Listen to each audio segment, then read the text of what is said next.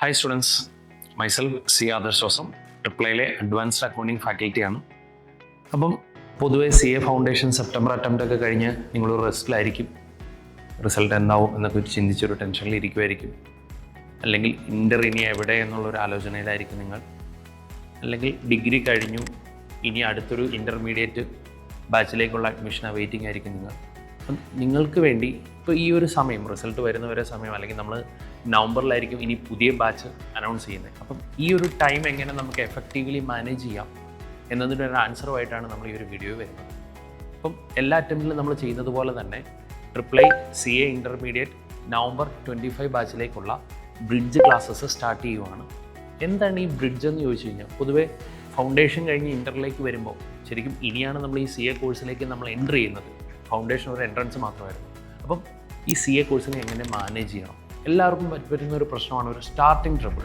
തുടക്കത്തിൽ തന്നെ എങ്ങനെ ഇത് മാനേജ് ചെയ്യണമെന്ന് അറിയത്തില്ല, ഈ വോളിയം എങ്ങനെ മാനേജ് ചെയ്യണമെന്ന് അറിയത്തില്ല, ഒരു ഇഷ്യൂ വരാറുണ്ട്. പിന്നെ ഫാക്കൽറ്റീസുമായിട്ട് നമുക്കൊരു ഒരു അണ്ടർസ്റ്റാൻഡിങ്, അവരുടെ ഒരു വേ ഓഫ് ടീച്ചിങ്ങിലേക്കുള്ളൊരു ഗ്യാപ്പ്. ചിലപ്പോൾ ഫൗണ്ടേഷൻ നിങ്ങൾ പല രീതിയിലായിരിക്കും പഠിച്ചത്, ഇൻ്ററിലേക്ക് വരുമ്പോൾ അതെങ്ങനെ അഡ്ജസ്റ്റ് ചെയ്യണം എന്നുള്ളൊരു ഡിഫിക്കൽറ്റി. ഇതെല്ലാം മാറ്റാൻ വേണ്ടി ഇനി ട്രിപ്ലയിലെ ഇത്ര എക്സ്പീരിയൻസ്ഡ് ആയിട്ടുള്ള ഫാക്കൽറ്റി പൂളിൻ്റെ ക്ലാസ്സസ് അറിഞ്ഞ് തന്നെ നിങ്ങൾക്ക് അഡ്മിഷൻ എടുക്കാൻ വേണ്ടി ഒരു അവസരം നമ്മൾ ഒരുക്കുവാണ്. അതും തികച്ചും ഫ്രീ ആയിട്ട് തന്നെ.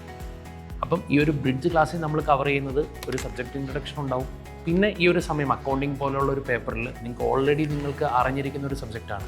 അപ്പം എന്തൊക്കെ കാര്യങ്ങൾ നിങ്ങൾ ഫൗണ്ടേഷനിലെ ടോപ്പിക്സ് നിങ്ങൾ ഒന്നുകൂടെ കവർ ചെയ്തിട്ട് ഇൻ്റർമീഡിയറ്റ് ക്ലാസ്സിലേക്ക് വന്നാൽ നല്ലതായിരിക്കും.